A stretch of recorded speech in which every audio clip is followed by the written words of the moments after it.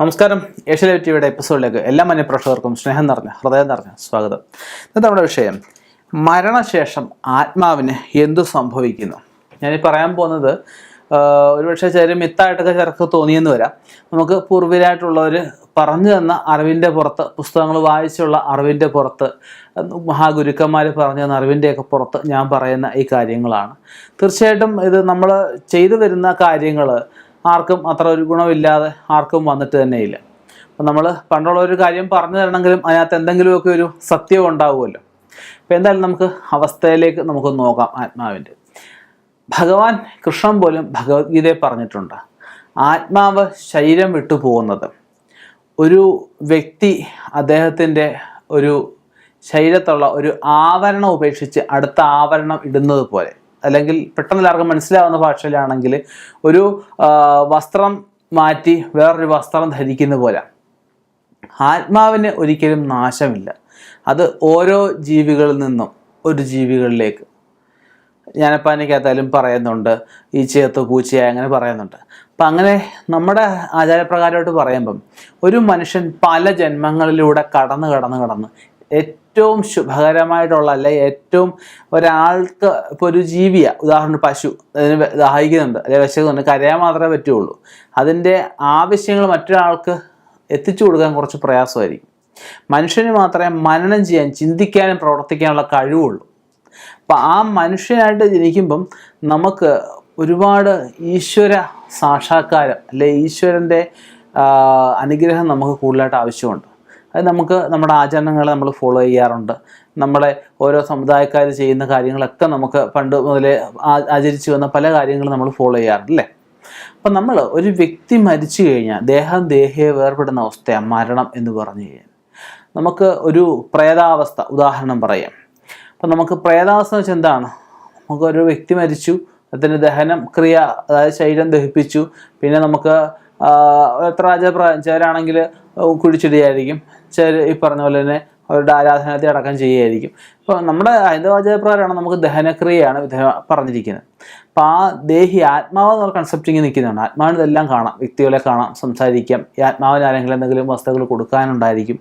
ആത്മാവ് ചിലപ്പോൾ മനസ്സ് പൂർണ്ണമല്ല, തൃപ്തിയല്ലാതായിരിക്കും മരിച്ചത്, എന്തെങ്കിലുമൊക്കെ പോരായ്മകൾ ആത്മാവിനുണ്ടാകും. ഇപ്പോൾ ഈ ആത്മാവ് 1 വർഷം കഴിയുമ്പോഴാണ് നമുക്ക് ഈ ആത്മാവ് പൂർണ്ണമായിട്ടും പിതൃവാകുന്നത്. ആത്മാവ് പിതൃവാവണേ എന്ത് വേണം? നമ്മളതിനെ പരിസ്തരണി കിടക്കുക, അല്ലെ ആത്മാവിന് ചെയ്യേണ്ട പോലെ കാര്യങ്ങൾ ചെയ്യണം.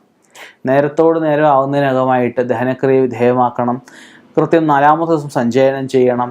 16 ദിവസം മുട്ടുബലി, 16 ദിവസം പൊല ആചരിക്കണം. താടിമുടി വെട്ടാൻ പാടില്ല, കള്ളം പറയാൻ പാടില്ല, പുറത്ത് യാത്ര ചെയ്യാൻ പാടില്ല, ദേശം വിട്ടുപോകാൻ പാടില്ല, വീട് വിട്ടുപോകാൻ പാടില്ല, അങ്ങനെയൊക്കെയുള്ള ഒരാൾ കഴിച്ചതിന് ബാക്കി കഴിക്കാൻ പാടില്ല, പകൽ ഉറങ്ങാൻ പാടില്ല. ഇങ്ങനെയൊക്കെയുള്ള കുറേ നിഷ്ഠകളുണ്ട്. ഇത് 16 ദിവസം പാലിക്കണം.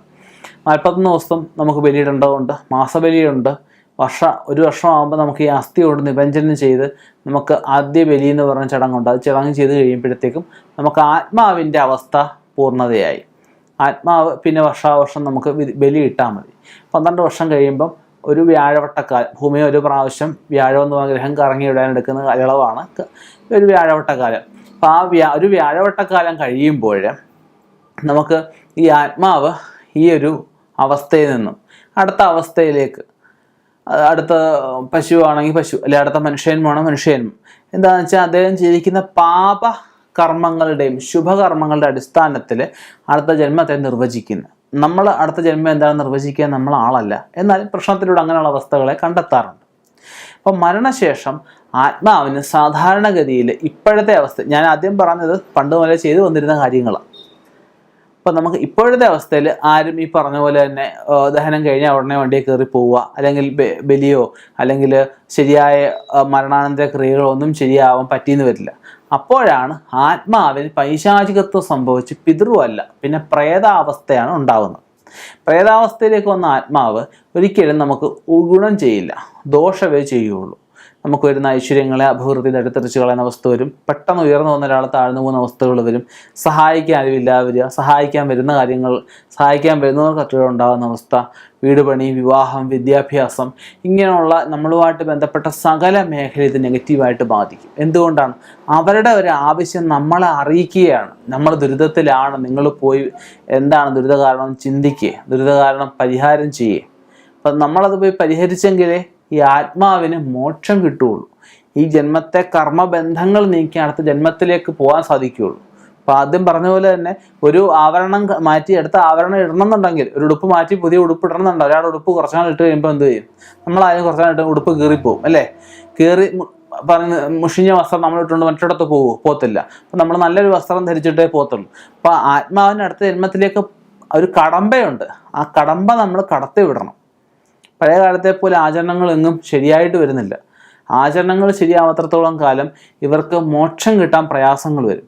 നമ്മൾ അതിന് പ്രശ്നം നോക്കുമ്പോൾ ഇതുപോലെ ഗുളികനെ കൊണ്ടൊക്കെ പറയാറുണ്ട്. ഗുളികന് ക്ഷേത്രത്തിലൊക്കെ നിൽക്കുന്ന അവസ്ഥയിൽ ഒക്കെ നമുക്ക് പിതൃദോഷങ്ങൾ പറയാറുണ്ട്, പിതൃശാപങ്ങൾ പറയാറുണ്ട്. അപ്പം ജീവിച്ചിരിക്കുന്ന വ്യക്തികളെ വേണ്ട വിധം പരിപാലിക്കാതെ വരുമ്പോൾ, അച്ഛനമ്മമാരെ അപ്പൂപ്പനമ്മൂമ്മയൊക്കെ ആചരിക്കാതെ വരുമ്പോൾ അവർക്ക് വേണ്ട ബഹുമാനങ്ങൾ, അവർക്ക് വേണ്ട ചികിത്സകൾ, അവരെ നോക്കാതെയും കാണാതെ എവിടെയും തള്ളിയിരിക്കുന്ന അവസ്ഥയിലൊക്കെയാണ് പിതൃശാപങ്ങൾ നമുക്കുണ്ടാകുന്നത്. അവരുടെ മനസ്സ് എണ്ണിപ്പിക്കുക, മരിച്ചുപോയവരുടെ മനസ്സ്, അല്ലെങ്കിൽ ജീവിച്ചിരിക്കുമ്പോൾ അവരുടെ മനസ്സ് എണ്ണിപ്പിച്ചിട്ടുണ്ടെങ്കിൽ മരിച്ച ആൾക്കാർ പിതൃവായിട്ട് പിതൃശാപം ഉണ്ടാകും. ഇനി പിതൃദോഷം എന്ന് പറഞ്ഞു കഴിഞ്ഞാൽ ഈ പറഞ്ഞ ആചരണങ്ങളിൽ മുടക്കങ്ങൾ വരിക, ബലിയിടുന്ന മറന്നു പോവുക, ബലി കറക്റ്റ് സമയത്ത് ബലിയിടുന്നില്ല, പലവരെ ആവാഹിച്ചങ്ങ് ഇരുത്തുന്നില്ല. അപ്പം ഇങ്ങനെയൊക്കെയുള്ള അവസ്ഥയിൽ നമ്മൾ ഇവരുടെ ദോഷാവസ്ഥ വരും. ഈ ദോഷാവസ്ഥയിലാണ് നമുക്ക് അനുഭവ യോഗത്തിനെ ബാധിക്കും. അനുഭവ യോഗത്തിനെ ബാധിച്ചു കഴിയുമ്പോഴാണ് നമുക്ക് സുദർശനവും പോലുള്ള കർമ്മങ്ങളൊക്കെ ചെയ്ത് ഇവരെ മോക്ഷം വരുത്താനുള്ള കാര്യങ്ങളെല്ലാം സായുജ്യ പൂജ, തിലഹോമം, പിതൃപൂജ, ദാനാദി കർമ്മങ്ങളൊക്കെ ചെയ്ത് കേരളത്തിൽ ഇവരെ ഇരുത്തുന്ന പല ക്ഷേത്രങ്ങളുണ്ട്. വർക്കല, തിരുവല്ലം, തിരുവല്ലോവാരം, തിരുനെല്ലി, ഇങ്ങനെയൊക്കെ ക്ഷേത്രത്തിലെല്ലാം പറ്റും. ഇതിൽ അവർക്ക് എവിടെ ആയിരിക്കാൻ ഇഷ്ടമെന്ന് വെച്ചാൽ അവിടെ കൊണ്ടുപോയി ഇരുത്തി ബലികർമ്മങ്ങൾ ചെയ്യുമ്പോൾ ഈ ജന്മം അവിടെ ആയി. അവർ ഈ ജന്മം നമ്മൾ ചെയ്ത നല്ല കർമ്മങ്ങളായാലും പാപകർമ്മങ്ങളായാലും ഭഗവാന്റെ പാകത്തിലായി. അവിടെ നിന്ന് പിന്നെ അടുത്ത കടമ്പ എന്താണ്? അവരടുത്ത ഇതിലേക്ക് പോവുക എന്നാൽ അവിടെ നിന്നാണ് നിശ്ചയിക്കുക. അപ്പം ഭഗവാന്റെ പാകത്തെ വരെ, അല്ലെങ്കിൽ സ്വർഗത്തിൻ്റെ നരകത്തിൻ്റെ ഒക്കെ വാതിൽ വരെ എത്തിക്കുന്ന ചടങ്ങാണ് നമ്മൾ ഈ പറഞ്ഞ പോലെ തന്നെ ഹൈന്ദവാചാരപ്രകാരമായിട്ട് നമ്മൾ സാധാരണഗതി ചെയ്യുന്ന കർമ്മങ്ങൾ ഉദ്ദേശിക്കുന്നത്. കർമ്മങ്ങളിൽ കുറവുകളോ പിഴവുകളോ വരുമ്പോഴാണ് ഈ പറഞ്ഞ പിതൃബാധയാവുന്നത്.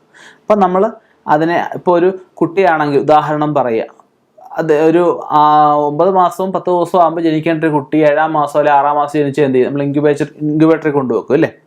എന്ന് പറഞ്ഞ പോലെ ഈ നമ്മൾ ആചരണങ്ങൾ വേണ്ടതും ചെയ്യാതെ വരുമ്പം ബാധയായി നിൽക്കുന്ന, അല്ലെങ്കിൽ പൂർണ്ണാവസ്ഥയിൽ പിതൃവാവാത്ത ആത്മാവിനെ, അല്ലെങ്കിൽ ആത്മാവിൻ്റെ പ്രേതാവസ്ഥയെ അല്ലെ പൈശാചികാവസ്ഥയെ മാറ്റുന്ന ക്രിയയാണ് നമ്മൾ ഈ പറഞ്ഞ സുദർശനവും, പിതൃപൂജ, സായുജ്യ പൂജ, തിലഹവനം, ദാനാദി കർമ്മങ്ങളുണ്ടൊക്കെ ഉദ്ദേശിക്കുന്നു.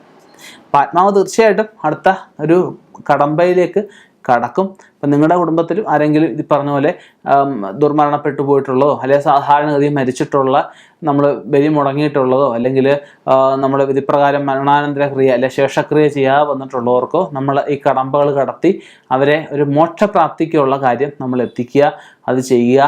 മരിച്ചു പോയവർക്ക് വേണ്ടി കർമ്മങ്ങൾ ചെയ്യുക എന്നുള്ള ജീവിച്ചിരിക്കുന്നവരുടെ ദൗത്യമാണ്, അവരുടെ ധർമ്മമാണ്. അത് മനസ്സിലാക്കി മുന്നോട്ട് പോവുക. നമ്മുടെ ധർമ്മം നമ്മൾ ചെയ്യാതിരിക്കുമ്പോൾ നമുക്ക് അധർമ്മമായിരിക്കും നമുക്കുണ്ടാകുന്നത് എന്നുള്ള അവസ്ഥയെ മനസ്സിലാക്കുക. ഇനിയും ഇതുപോലുള്ള വ്യത്യസ്തമായ വിഷയങ്ങളുമായിട്ട് കണ്ടുമുട്ടാം. നിർത്തുന്നു. നന്ദി, നമസ്കാരം.